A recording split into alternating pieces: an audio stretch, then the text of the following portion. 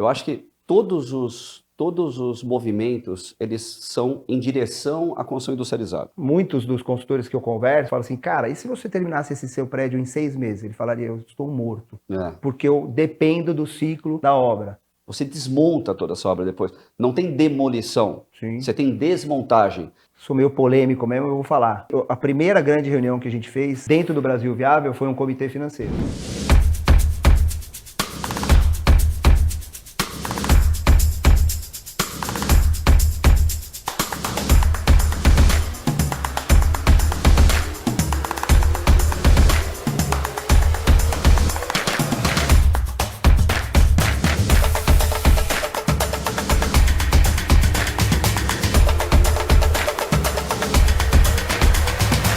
Olá, sejam muito bem-vindos a mais uma edição do C3 Talks e hoje estou aqui com o Daniel Gispert, presidente do Grupo Steel Corp.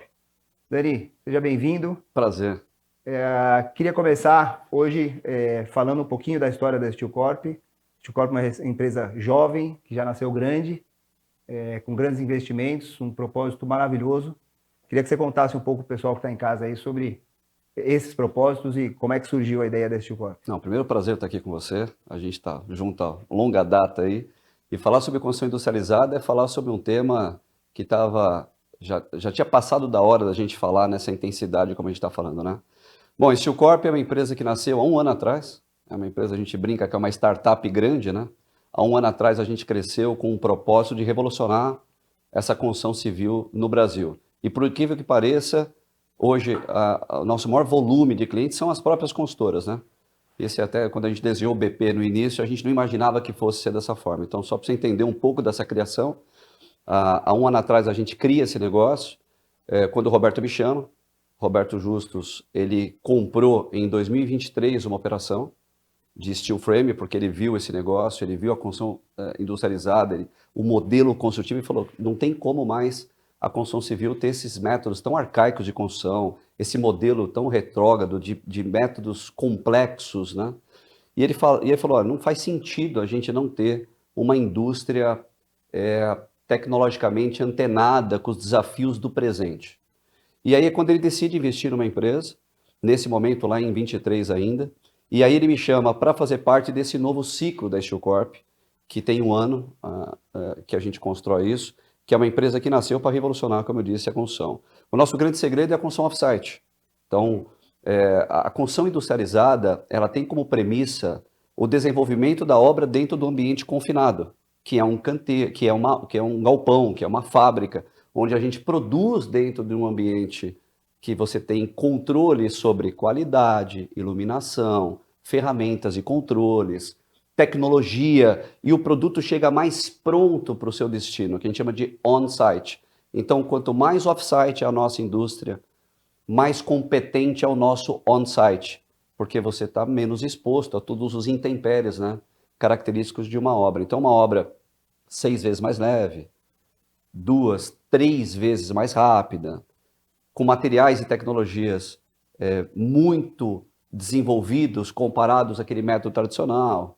A gente usa 1% de água, né? Então você usa aí 5 litros contra 500 litros por metro quadrado numa construção convencional. E isso faz com que essa indústria seja uma indústria que cada vez cresce mais. E a gente vem percebendo isso ao longo do tempo agora. Muito bom. O C3 tem um movimento, você conhece bem, que é o Brasil Viável, Construção Industrializada. Inclusive, vou pedir para colocar o site do Construção Brasil aqui. E a gente conhece muito bem os desafios, tanto as vantagens que você falou agora, de um ambiente controlado, de patologias que não acontecem, que acontecem na construção comum e não acontecem na construção industrializadas. Acho que o leigo ainda não tem essa capacidade de absorção toda, mas a construção civil já entendeu que isso é o futuro. Isso. Porém, dentro do nosso movimento, a gente percebe que existem grandes entraves e acho que o Justus foi um cara que revolucionou a publicidade no Brasil e talvez por isso ele tenha comprado esse desafio, porque é uma revolução na indústria da construção civil. Só que uma revolução que está enfrentando muitos desafios, como desafios tributários, legislativos, falta de mão de obra capacitada para a industrialização. Como é que vocês se enxergam vencer esses déficits? O que vocês estão fazendo de iniciativa para poder realmente aculturar o país dentro da construção industrializada? Não tá difícil fazer isso, né? Eu acho que todos os movimentos, eles são em direção à construção industrializada. O que aconteceu nesses últimos 3 anos, provavelmente esses 3 anos de pandemia? Foram anos que a escassez de mão de obra, o aumento de insumos, fizeram com que emergisse ainda mais a construção industrializada, né? Então, quando você olha para a construção industrializada, qual é a brecha que esse mercado abriu para nós, né? Primeiro, escassez de mão de obra, né? Durante a pandemia, você percebe a empresa grande virando média, a média sumindo do mercado, né? Então, decupou muito esse modelo de pequenas e médias indústrias, principalmente no setor da construção civil.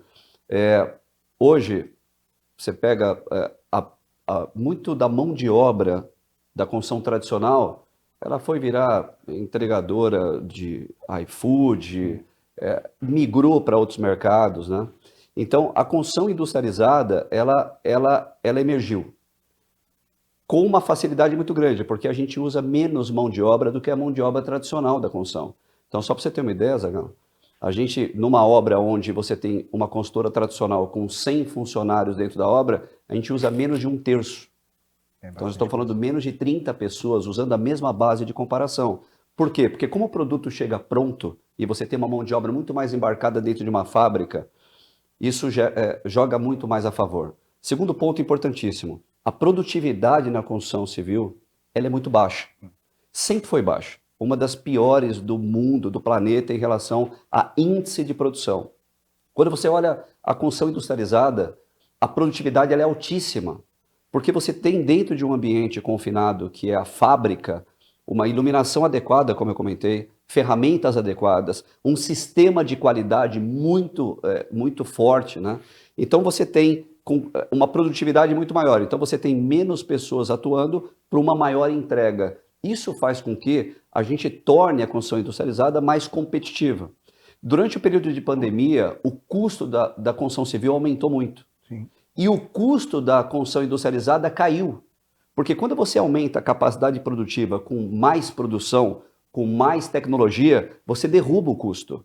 Só gerar escala, né? Quando você gera escala... Perfeito, você gera escala, você derruba o custo. Então, hoje, a gente diz que a nossa construção ela é compatível, do ponto de vista de custo, com a construção convencional. Agora, na metade do tempo, ou menos, 6 vezes mais leve, menos mão de obra empregada, mais qualidade térmica, acústica e todas aquelas que a construção tecnológica traz. Então, não tem sido difícil para a gente vencer esse mercado. O que a gente tem feito hoje?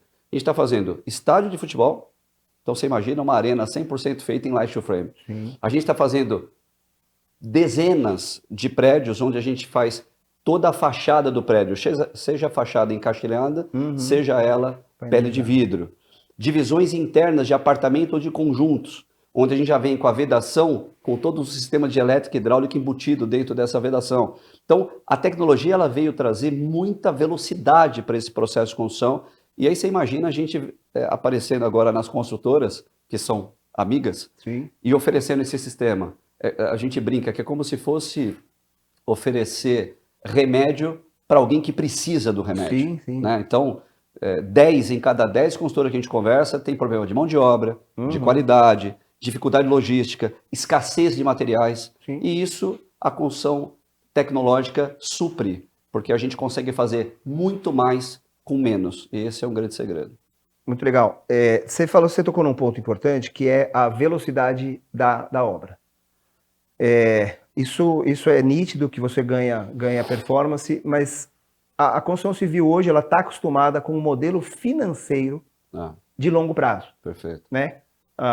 Muitos dos consultores que eu converso falam assim, cara, e se você terminasse esse seu prédio em 6 meses? Ele falaria, eu estou morto, porque eu dependo do ciclo da obra. Como é que você acha que a gente consegue vencer isso de uma forma para poder gerar escala de verdade e a gente revolucionar o mercado na velocidade de construção? A pergunta é excelente, porque eu costumo dizer o seguinte, a obra é rápida, mas o dinheiro não é curto. Exato, né? exato. Então, o que a gente tem feito? Eu acho que a gente tem atuado em duas grandes pontas, Zagalo. A primeira delas é a gente garantir para esse cliente, nesse exato momento, uma forma dele se financiar. Então, a gente tem feito dezenas de reuniões com fundos de investimentos e bancos para garantir para aquele investidor, construtor, que queira fazer uma obra mais rápida, o fôlego financeiro necessário para ele suportar essa transição. Esse é um primeiro ponto. O segundo ponto, a gente tem atuado muito forte para que os projetos já nasçam com essa viabilidade. O que tem acontecido? Você imagina, a gente chega nos projetos hoje, como é que o projeto foi concebido?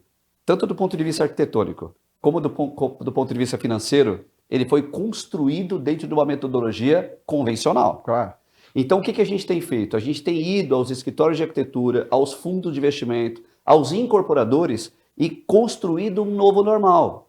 O que é o novo normal? É um prazo de obra mais rápido, uma tecnologia mais promissora, um projeto mais tecnológico e uma arquitetura mais rápida, Sim. sem nenhum tipo de restrição. Esse é um outro paradigma, né?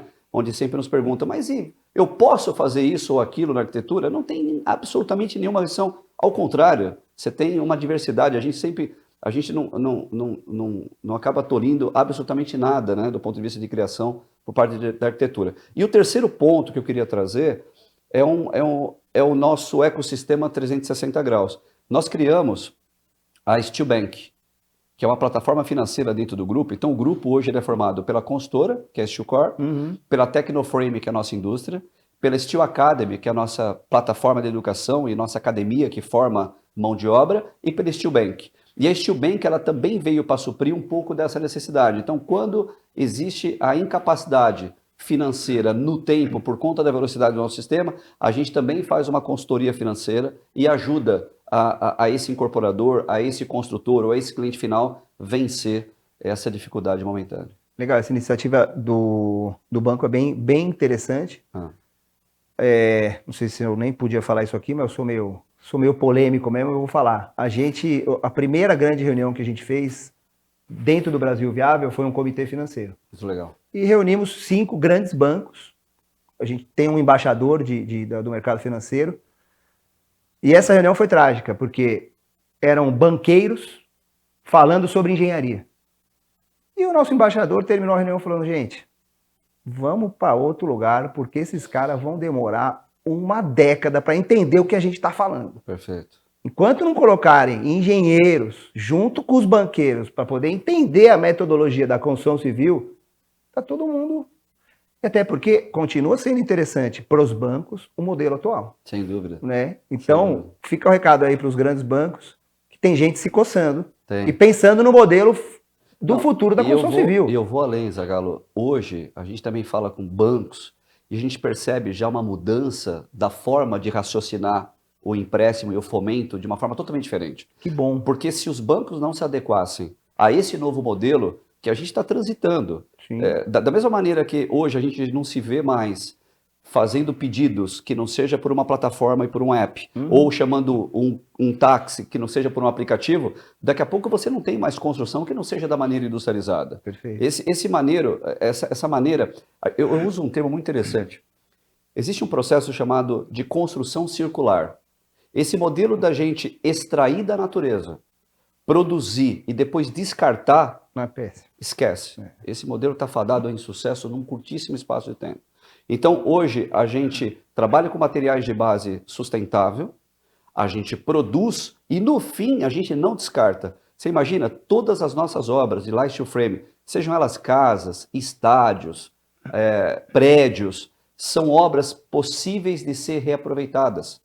Você desmonta toda essa obra depois. Não tem demolição. Sim. Você tem desmontagem. Você reutiliza placas, perfis, chapas, tudo aquilo que está ali, quase 90%, 95% reaproveitado. Incrível. Então isso é uma tônica de um mercado que tem mudado bastante agora nesses últimos tempos. Legal, você tocou num assunto importante, tudo isso que você falou de velocidade, de resíduo, economia circular, vem de encontro com o ESG, que está super em voga, inclusive nós lançamos agora uma área de gente e gestão dentro do C3 e a ESG é uma das grandes bandeiras que a gente está levantando. Sim.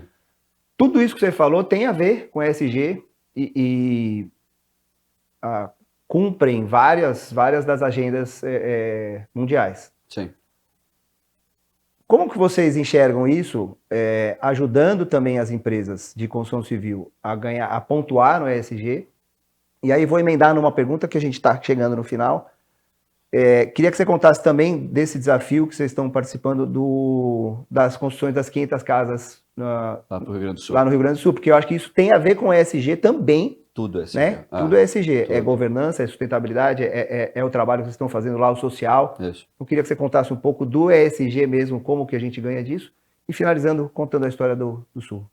Então, esse processo ESG, né? Isso é um universo, né? Eu vou te dar um exemplo. A gente acabou de montar uma operação agora chamada Modulite. São de módulos. Mas por que eu estou falando de módulo no ESG?